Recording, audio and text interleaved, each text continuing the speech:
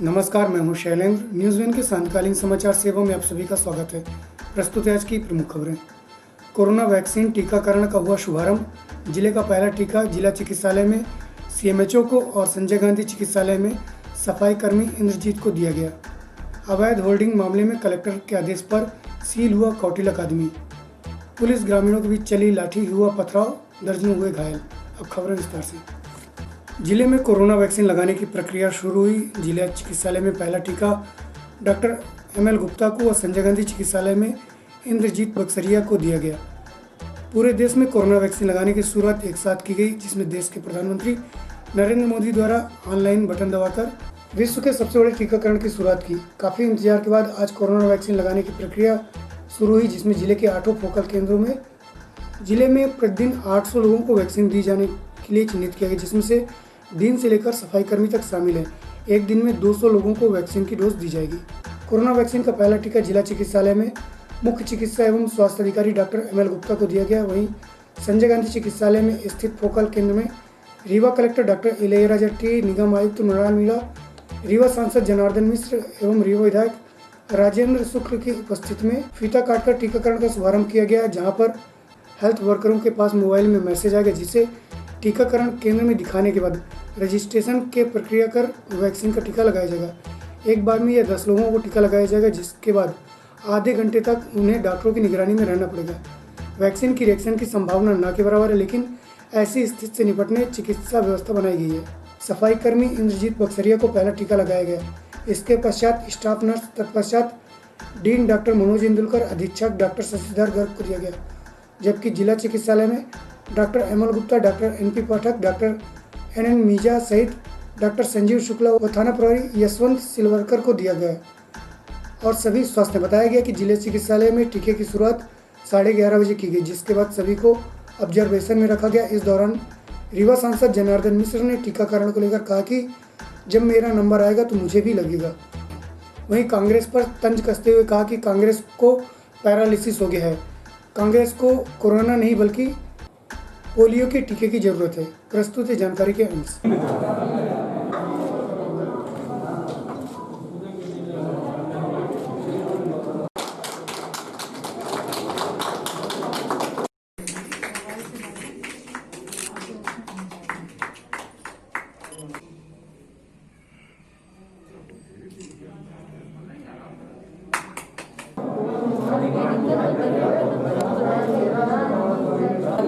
इस वजह से हमको कितना खड़े हैं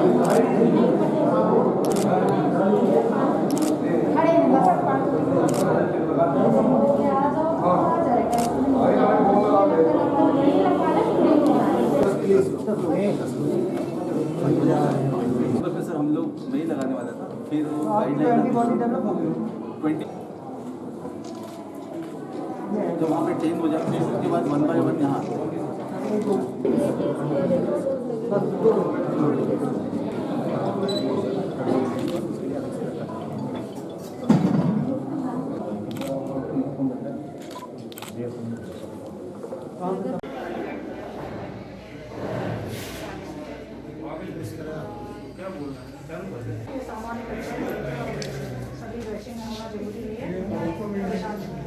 doctor ML Gupta, CMHO Rewa.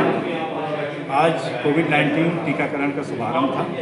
सबसे पहले मैंने अपने को टीका लगवाया है और मुझे किसी तरह की कोई परेशानी नहीं है। जिस तरह से मैं टीका लगवाने के पहले था, उसी तरह से अभी भी मुझे महसूस हो रहा है। मैं लोगों को संदेश देना चाहता हूं कि इस टीकाकरण से कोई भी ना डरे, किसी तरह की भ्रांति ना पालें और सब लोग टीका लगवाएं।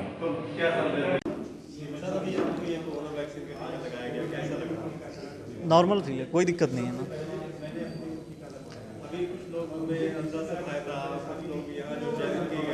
हाँ, मेरे यहाँ से भी लगना था कुछ लोगों को, तो उन लोगों ने यही कहा कि हमें डर लग रहा है, हम ना कराएंगे। इसीलिए मैं पहले आया हूँ कि फर्स्टली मैं जाता हूँ, उसके बाद फिर आफ्टर लोग आइए ना।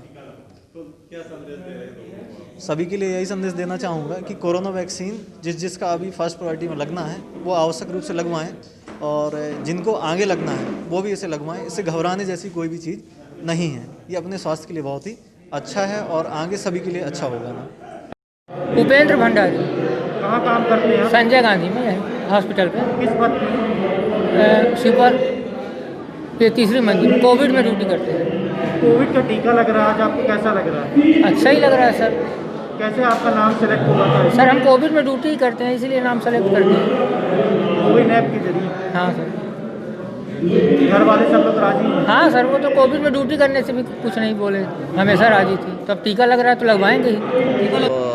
करीबन हमारे 2000 के करीब हेल्थ केयर वर्कर हैं, उसमें 1910 के करीब हमारे पास रजिस्टर है।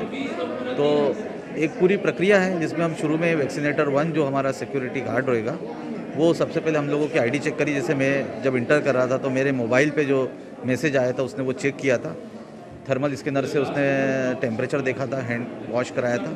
तत्पश्चात वैक्सीनेटर 2 हमारा जो है, वो जो हमारा ऑपरेटर हैगा, कंप्यूटर ऑपरेटर, उसने कोविन जो ऐप है उसमें ये देखा कि क्या मेरा नाम है। जब उन्होंने संतुष्ट हो गया कि मेरा नाम है, उसके बाद में वैक्सीनेटर 3 जो हमारी नर्सिंग स्टाफ है उन्होंने मुझे आज वैक्सीन दिया। तो ये एक सतत प्रक्रिया रहेगी और रेयरली किसी को रिएक्शन हो सकती है, ये मान के चलते हुए हम लोगों ने एक ऑब्जर्वेशन रूम बनाया। आधा घंटा उन लोगों को रुकने के लिए कहा जाएगा। जैसे मैं भी अभी ऑब्जर्वेशन रूम में जाने ही वाला हूँ, आधा घंटा वहाँ रुकूंगा और इस दौरान अगर कोई दिक्कत होती हैगी तो हमारी जैसी नर्सिंग स्टाफ ने समझाया हैगा कि अगर कोई छोटा सा रेशेस आ जाए या थोड़ा सा दर्द हो जाए लोकल साइट पे, तत्काल बताना है। चक्कर, उल्टी, ये सामान्य हर वैक्सीनेशन में होता है, चाहे कोई भी वैक्सीन हो।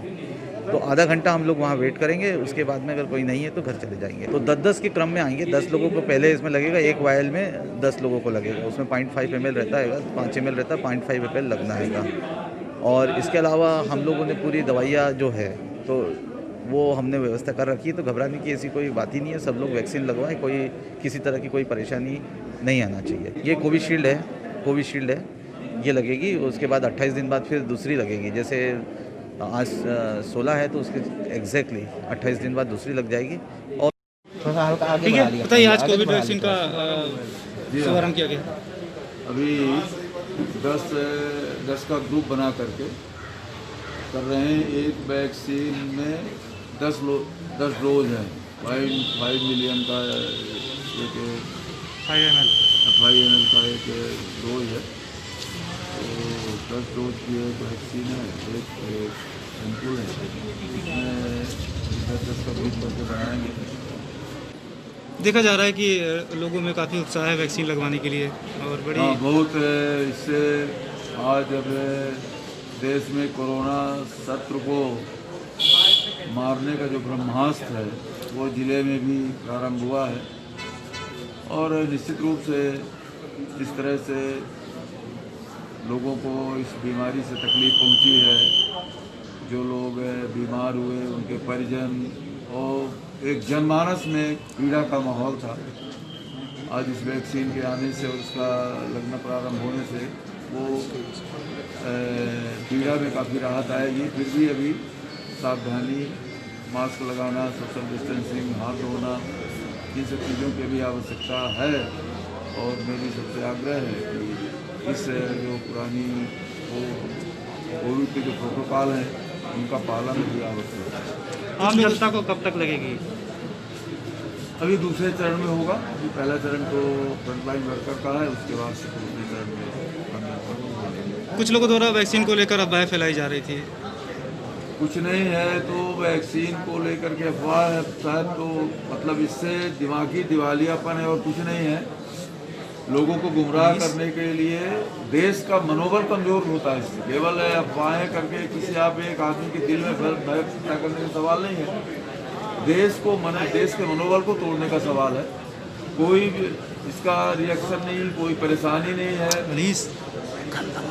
किसी भी प्रकार का इसका ऐसा कोई दुष्परिणाम सामने नहीं आया है। हमें अपने डॉक्टर्स पर, वैज्ञानिकों पर, दुनिया 60 देश मांग रहे हैं हमारी वैक्सीन को। WHO सराहना कर रहा है और अब मैं कह रहे हैं कि कुछ लोग कह रहे हैं कि अफवाहें फैला रहे हैं। महज ये एक दुष्प्रचार है और कुछ नहीं है।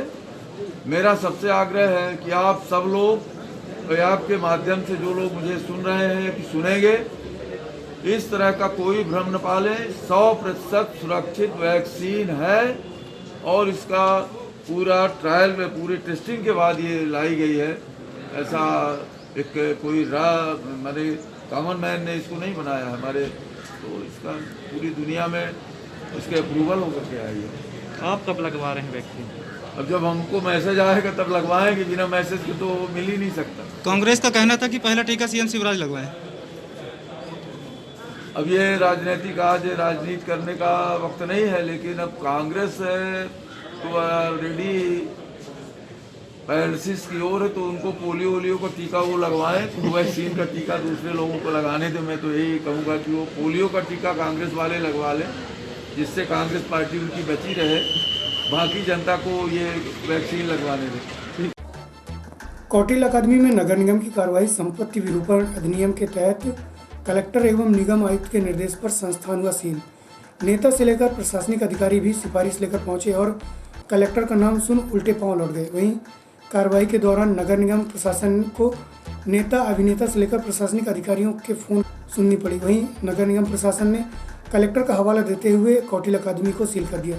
आपको बता दें कि विगत दिवस कलेक्टर एवं शासकीय अधिकारी व कर्मचारियों द्वारा लेट्स क्लीन रीवा का संकल्प ले शहर को स्वच्छ बनाने का श्रमदान किया था। इस दौरान कलेक्टर एवं निगम आयुक्त द्वारा अस्पताल में अवैध होर्डिंग देखी और कार्रवाई के लिए निर्देशित किया।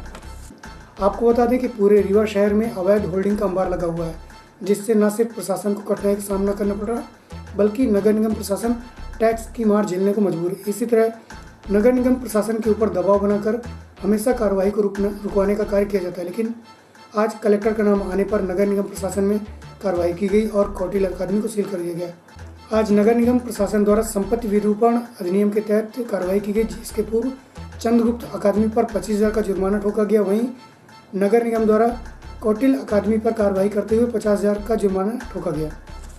इस दौरान निगम अतिक्रमण दस्ता प्रभारी राजेश चतुर्वेदी सहित अमला उपस्थित रहा। प्रस्तुत है एक झलकी से एसडीओ जोन क्रमांक 3 के दिलीप त्रिपाठी से जानकारी के अंश।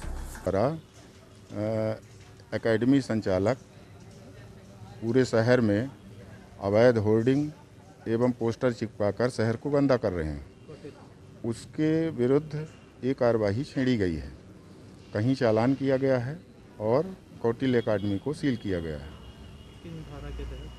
ये संपत्ति विरूपण अधिनियम है, उसके तहत ये किया गया है और ये कार्यवाही आगे भी जारी रहेगी। और ऐसे कितने और बहुत हैं, अभी आज से शुरू हुआ है ये कार्यक्रम। कमिश्नर सर, नगर निगम एवं कलेक्टर और रेवेन्यू कमिश्नर महोदय के निर्देशानुसार शहर को एक नंबर में लाना है। स्वच्छता अभियान चल रहा है, बार बार हम लोग निकालते हैं और ये लोग बार बार चिपकाते हैं, तो इसलिए ये विवश होकर कार्यवाही करनी पड़ रही है। कार्रवाई के दौरान देखा कि काफ़ी दिक्कतों का सामना करना पड़ा है आप लोगों को। तो वो दिक्कतें तो आएगी, आती ही हैं। जिनका सील होता है उनको परेशानी होती है, लेकिन उनसे सहयोग की अपील की गई है कि भविष्य में इस तरह के गंदगी न फैलाएं। हमारा नाम दिलीप त्रिपाठी, एसडीओ जोन क्रमांक 3। पेंटियम पॉइंट कॉलेज की मान्यता रद्द करने एनएसयूआई ने कुलपति के नाम सौंपा ज्ञापन। पेंटियम पॉइंट कॉलेज प्रशासन के द्वारा छात्रों के हस्ताक्षरित ब्लैंक चेक शपथ पत्र लेने के साथ मामला तूल पकड़ता जा रहा है। छात्रों का आरोप है कि कॉलेज प्रशासन द्वारा अनावश्यक दबाव बनाकर मनचाही फीस वसूलने व कोरे चेक के साथ शपथ पत्र लिया जाता है। इस तरह से पेंटियम पॉइंट कॉलेज अपने छात्रों को ब्लैंक चेक एवं शपथ पत्र के माध्यम से बंधक बनाकर रखता है, क्योंकि यदि छात्र मनचाहा पैसा नहीं देते तो उनके ओरिजिनल डॉक्यूमेंट कॉलेज प्रशासन अपने पास गिरवी रख लेता है। एनएसयूआई का आरोप है कि कॉलेज प्रशासन के इस कृत्य के कारण छात्रों का भविष्य अंधकार में है और वह बिना ओरिजिनल डॉक्यूमेंट के कहीं भी शिक्षा नहीं ले सकते। छात्रों की आवाज़ को लेकर आज एनएसयूआई ने पेंटियम पॉइंट कॉलेज की मान्यता रद्द करने को लेकर ज्ञापन सौंपा। इस दौरान छात्र नेता मंजू त्रिपाठी, छात्र संघ के पदाधिकारी सहित योगिता सिंह बघेल उपस्थित रहे। प्रस्तुत है एक झलकी सहित जानकारी के अंश। जरूरत पड़ेगी। हम सभी छात्र यहाँ पर पेंटियम पॉइंट कॉलेज की मान्यता रद्द करने के लिए कुलपति जी को ज्ञापन देने आए हैं, क्योंकि वहाँ पे शिक्षा की आड़ में एक दलाली का अड्डा चलाया जा रहा है, जिसकी हमारी ये मांग है कुलपति जी से कि उसको बंद किया जाए एवं वहाँ की मान्यता रद्द की जाए और जो भी निजी महाविद्यालय इस तरह के हैं उन सभी की मान्यता रद्द की जाए, अन्यथा सबके खिलाफ एनएसयूआई जंग लड़ेगी। किस तरीके की शिकायत? शिकायत यह है कि वहाँ के छात्रों को ब्लैकमेल किया जाता है, वहाँ के छात्रों से एडवांस में ब्लैंक चेक लिया जाता है, स्टाम्प पे लिखाया जाता है कि ये चेक अगर बाउंस होगा तो हमारी गलती होगी, और जब वो पूरी पढ़ाई कर लेते हैं उसके बाद मार्कशीट और टीसी देने में ये आनाकानी करते हैं और दबाव बनाते हैं कि आप फीस जमा करो। 28,000 रुपये की डिमांड है पेंटियम पॉइंट कॉलेज द्वारा जो इन छात्रों से की गई है, और ये छात्र स्कॉलरशिप के बेस में पढ़ाई करते हैं तो फिर फीस का तो कोई सवाल ही नहीं उठता है। तो इसलिए हम आज कुलपति जी के पास आए कि ऐसे महाविद्यालय की मान्यता रद्द की जाए। शुल्क बाद में उन्होंने भरा होगा। हमारे पास एक वीडियो था, मीडिया को हमने वीडियो दिया है, उसमें ब्लैंक चेक का भी जिक्र खुद संचालक ने किया है। उनका कहना था कि जो छात्रवृत्ति की राशि आती है वो वापस लेने के लिए रहती है, क्योंकि बच्चे फिर। लेकिन अगर कहीं भी, एक तो शिक्षा के जगत में ये नहीं कि आप ब्लैंक चेक लें, ब्लैंक चेक लेते हैं तो आप उसमें पहले राशि भरिए छात्र के सामने, फिर आप एक लिखित दीजिए कि मैंने इतनी से राशि भरवाकर चेक लिया है। लेकिन ऐसा कॉलेज की तरफ से छात्र को कोई भी डॉक्यूमेंट नहीं दिया जाता। राशि इसलिए भी नहीं भरवाई जाती क्योंकि शासन द्वारा कभी कभार जो छात्रवृत्ति आती है वो कभी कभार ऊपर नीचे भी हो जाती है। ऊपर नीचे हो जाती है, लेकिन छात्र के ऊपर ये जब पूरी छात्रवृत्ति जमा करने के बाद ये दबाव बनाया जा रहा है कि अब आप 28,000 रुपये लाओ, ये कहाँ का नियम है? ओरिजिनल डॉक्यूमेंट जैसे टीसी है और ये मार्कशीट है 6 सेम की, ये नहीं दे रहे हैं। 19 तारीख लास्ट डेट है, बच्चे अदर कॉलेज में एडमिशन ले चुके हैं, इनका प्रवेश वहाँ से निरस्त हो रहा है। यदि मांगे पूरी नहीं होती हैं तो महाविद्यालय में NSUI तालाबंदी करेगी और सड़क पर उतरकर प्रदर्शन करेगी, जिसकी पूर्ण जिम्मेदारी शासन एवं प्रशासन की होगी। आज किसके नाम ज्ञापन दिया? आज हमने कुलपति जी के नाम ज्ञापन दिया है, क्योंकि ये कॉलेज कुलपति APS यूनिवर्सिटी से जुड़ा है और यहाँ से इसकी मान्यता खत्म करने की हमने मांग की है। विगत सप्ताह मुरैना जिले में कच्ची शराब पीने के दौरान करीब 25 लोगों की मौत हो गई थी, जिसके बाद प्रदेश के मुखिया ने सख्त कदम उठाया और कच्ची शराब बनाने के ठेकों को नेस्तनाबूद करने की कार्रवाई के आदेश दिए, जिस पर प्रदेश सहित जिले में भी पुलिस प्रशासन ने सख्ती दिखाई और जगह जगह दबिश दी। इसी कड़ी में विगत दिवस जिले के नईगढ़ी थाना क्षेत्र के ढिया गांव में पुलिस द्वारा कार्रवाई की गई, जिस पर ग्रामीणों ने हमला कर दिया, जिससे कई पुलिसकर्मी घायल हो गए, जिनका इलाज नईगढ़ी सामुदायिक केंद्र में किया जा रहा है। प्राप्त जानकारी के अनुसार नईगढ़ी थाना क्षेत्र स्थित ढिया गाँव में नकली शराब बनाए जाने की सूचना पुलिस को प्राप्त हुई थी, जिसके बाद पुलिस टीम गठित कर मौके पर दबिश दे दी गई, जहां से भारी मात्रा में नकली शराब तैयार किए जाने की सामग्री जब्त हुई। वहीं जब्ती की कार्रवाई के दौरान वहां मौजूद ग्रामीणों ने पुलिस की टीम पर हमला कर दिया, जिससे कई पुलिसकर्मी घायल हो गए। सभी घायल पुलिसकर्मियों को सामुदायिक स्वास्थ्य केंद्र नईगढ़ी में भर्ती कराया गया। इसके साथ ही पुलिस टीम पर हमला करने वाले आधा दर्जन ग्रामीणों को गिरफ्तार भी किया गया, जिनके खिलाफ कार्रवाई की गई है। वहीं पर मौके से 650 किलो लाहन सहित 50 किलो यूरिया व 210 लीटर कच्ची शराब जब्त की गई। प्रस्तुत है एडिशनल SP शिव कुमार वर्मा से जानकारी के अंश। हाँ, ये जैसा कि आप लोग सभी को विदित है कि मुरैना क्षेत्र में जो जहरी शराब के सेवन से काफ़ी लोगों की जान गई थी, उस संबंध में माननीय शासन के द्वारा लगातार निर्देश दिए जा रहे थे। उसी निर्देशों के पालन में हमारे क्षेत्र में नईगढ़ी थाना है, वहाँ पर ढिया गांव है, जहाँ पर इस तरह की सूचना लगातार पुलिस को मिल रही थी। पहले भी वहाँ पर दबिशें हुई हैं। पुलिस के द्वारा ये प्लान करके हमारे एडिशनल SP मऊगंज है, उन्होंने पूरा ये प्लान किया और साथ में अपने अनुभाग के सारे थाना प्रभारियों को, SDOP को करीब 40 के आसपास पर्याप्त बल लेकर वहाँ दबिश दी। दबिश देने के बाद सड़क के पास ही कुछ गांव मतलब घर थे जो उनकी तलाशी ले रहे थे, और तलाशी के दौरान देखा उन्हें करीब 2-3 हज़ार kg के आसपास महुआ लाहन, काफ़ी बड़ी मात्रा में यूरिया और शराब वहाँ लोगों के घरों में रखी हुई थी। वो जैसे ही उसको जब्त करके गाड़ी में रख रहे थे, उसी समय गांव की महिलाओं ने और कुछ लोगों ने पत्थरबाजी कर दी, डंडे लाठियों से पुलिस पर हमला कर दिया, जिसके कारण से पुलिस को जितना वो माल और मिलना चाहिए था वो माल मिला नहीं। पुलिस के द्वारा अपने बचाव में काफ़ी प्रयास किया गया और उसके बाद ये देख के कि माहौल ज़्यादा वो हो रहा है, एडिशनल SP मऊगंज के द्वारा बड़ी सूझबूझ से काम लिया गया और वहाँ से अपने सभी फोर्स के लोगों को लेकर और कुछ जो ग्रामीण लोग उनकी पकड़ में आए, उन लोगों को पकड़ के लेके आए हुए हैं। उनके द्वारा बताया गया है कि करीब 650 kg लाहन जब्त किया गया है, 50 kg के आसपास यूरिया जब्त किया गया है और 210 लीटर के आसपास शराब जब्त की गई है। और इसमें उनके द्वारा 2 आबकारी के प्रकरण पंजीबद्ध किए जा रहे हैं। और साथ में क्या हुआ, जो ग्रामीणों ने उनके ऊपर हमला किया था उसमें हमारे 6 लोगों को चोट लगी है, टाँके भी आए हैं लोगों को, एक कांवट कट गया है, गाड़ियों में भी काफ़ी नुकसान हुआ है। तो एक 353-307 का प्रकरण पृथक से पंजीबद्ध किया जा रहा है ऐसे अपराधियों के विरुद्ध। और इसमें आगे भी पुलिस अगर इस तरह की हरकत करेंगे ऐसे अपराधी, तो पुलिस लगातार कार्रवाई करेगी। इस दौरान विगत दिवस हुई मारपीट में घायल महिलाएं आज रीवा जोन पुलिस अधीक्षक कार्यालय पहुंच न्याय की गुहार लगी। उन्होंने कहा कि ढिया पंचायत सरपंच कुसुम कली कोल द्वारा जंगल के पट्टे की जमीन पर अवैधानिक तरीके से गौशाला का निर्माण कराया जा रहा है, जिसके विरोध में शराब बेचने की झूठी शिकायत पर उक्त कार्रवाई की गई। जिसमें करीब आधे दर्जन महिलाएं घायल हुई। प्रस्तुत है जानकारी के अंश। शिकायत सर इन महिलाओं को मारने को लेकर के है।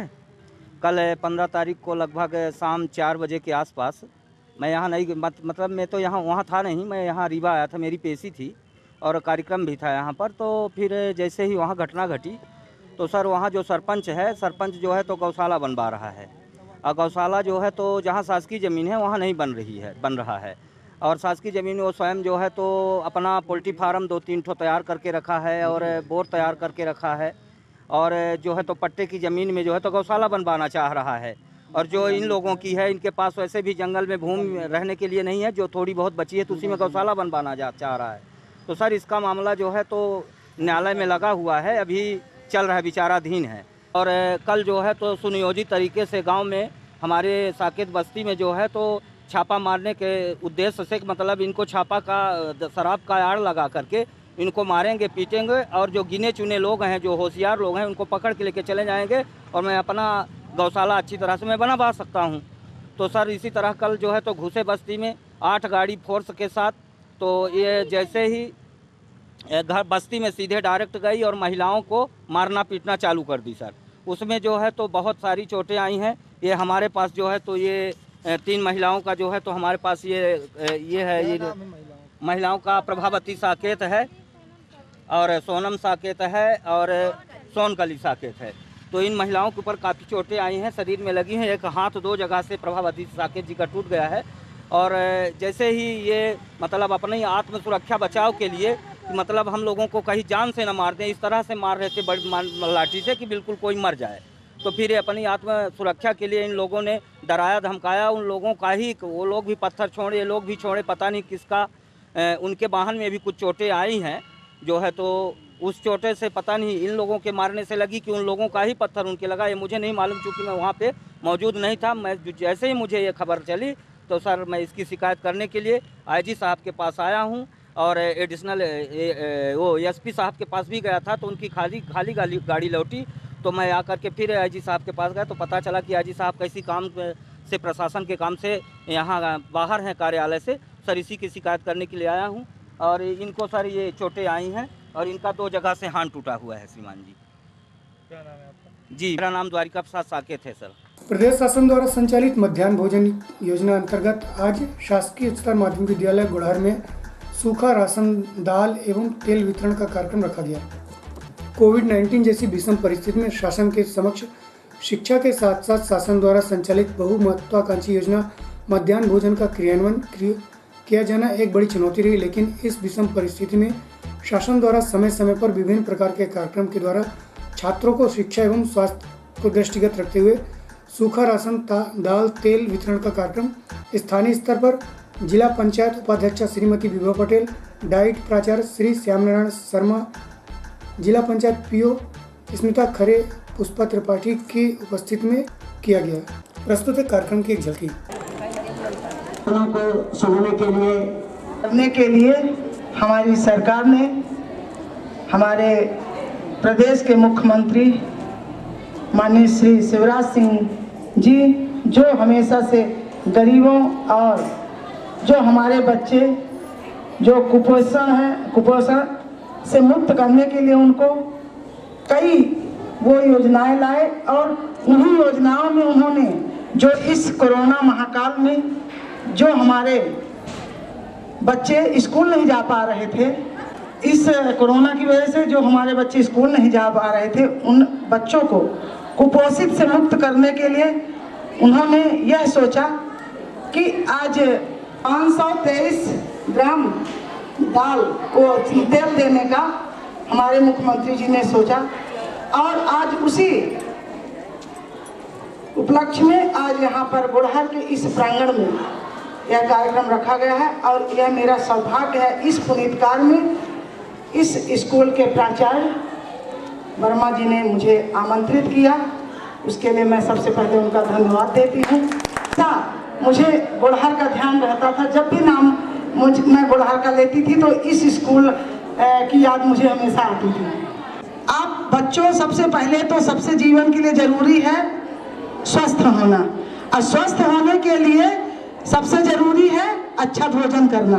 और भोजन के लिए दाल जो होती है, तो चूंकि दाल मैं इसलिए कह रही हूँ कि आज अपने हाथों से मैं दाल दी हूँ, तो बिना चावल के तो दाल स्वाद नहीं आता।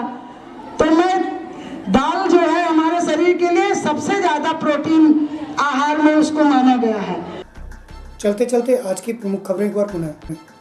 कोरोना वैक्सीन टीकाकरण का हुआ शुभारंभ। जिले का पहला टीका जिला चिकित्सालय में सीएमएचओ को और संजय गांधी चिकित्सालय में सफाई कर्मी इंद्रजीत को दिया गया।